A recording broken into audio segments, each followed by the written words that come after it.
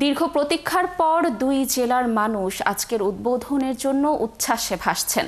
এই সেতুর মাধ্যমে যোগাযোগ ব্যবস্থার উন্নয়ন হবে, ফলে শিল্প ও কৃষিজাত পণ্য পরিবহন দ্রুত ও সহজ হবে।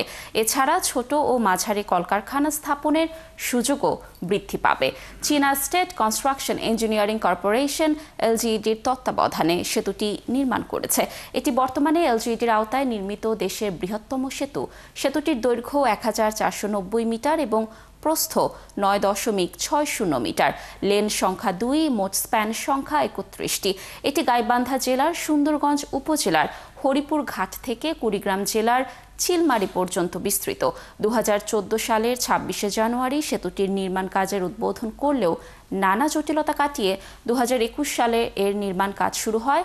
সেতুটির নির্মাণ ব্যয় ধরা হয় 730 কোটি 85 লক্ষ টাকা, যার মধ্যে শুধু নির্মাণে ব্যয় হয়েছে 440 কোটি টাকা। বাকি টাকা সংযোগ সড়ক ও নদী শাসন সহ বিভিন্ন নির্মাণ কাজে ব্যয় হয়েছে। দর্শক, আজকের উদ্বোধন কর্মসূচি নিয়ে আপনাদেরকে আরও তথ্য জানানোর চেষ্টা করব। কুড়িগ্রাম থেকে যুক্ত হচ্ছেন আমাদের সহকর্মী রাজু মুস্তাফিজ। রাজু, নিশ্চয়ই শুনতে পাচ্ছেন। আমাকে কি কি কর্মসূচি রয়েছে আজকের উদ্বোধনকে কেন্দ্র করে জানাবেন, এবং এলাকার লোকজন আসলে কি বলছে, তাদের প্রতিক্রিয়া কি আজকের উদ্বোধন নিয়ে জানাবেন।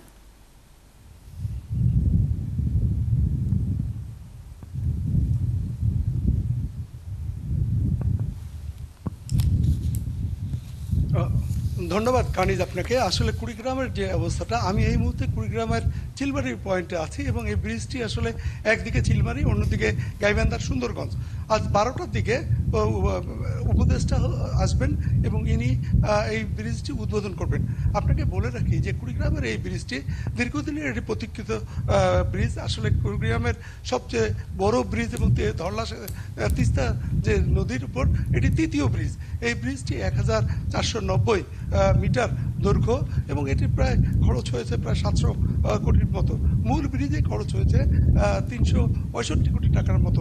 আসলে এই দুই অঞ্চলের যে মানুষের যে আবেগ, আমি আসলে এখানে এসে দেখেছি তাদের যে কি আনন্দ বাদভাগা। তারা বলছে যে দীর্ঘদিনের যে কষ্ট ছিল এপার আর ওপারের মানুষ, কারণ চিলমারির মানুষ গাইবান্ধা যেতে পারতো না, আর গাইবান্ধার মানুষ কুড়িগ্রামে আসতে পারতো না। তো ঘাটের করুণ চিত্র, আজের তাদের এই করুণ চিত্রের একটা অবসান ঘটবে এবং তারা ভীষণ খুশি এই ব্রিজ নিয়ে।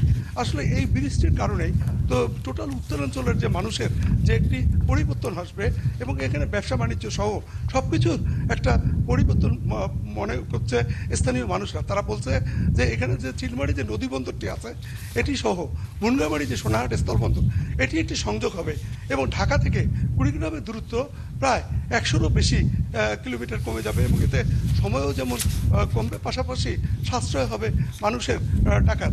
আসলে আপনাকে একটু বলে রাখি যে তিস্তা এবং তিস্তার আশেপাশে যে চরাঞ্চলের মানুষ, এই মানুষগুলো সবসময় তারা ঢাকা সহ দক্ষিণাঞ্চলের বিভিন্ন জেলায় কাজ করতে যায়। তারা যে দুর্ভোগ করে কুড়িগ্রাম সহ বিভিন্ন অঞ্চল ঘুরে যেতে হয়, কিন্তু এখন তারা এই ব্রিজ দিয়ে সরাসরি দক্ষিণাঞ্চলের বিভিন্ন জেলাগুলোতে যাবে। রাজু, ধন্যবাদ আমাদের সাথে যুক্ত থাকার জন্য। আপনি তথ্য সংগ্রহ করতে থাকুন। নিশ্চয়ই উদ্বোধনী অনুষ্ঠানের আরও তথ্য আপনার মাধ্যমে পরবর্তী সংবাদ সংযোগগুলোতে আমরা দর্শকদেরকে জানানোর চেষ্টা করব। দর্শক, যুক্ত ছিলেন আমাদের সহকর্মী রাজু মুস্তাফিজ।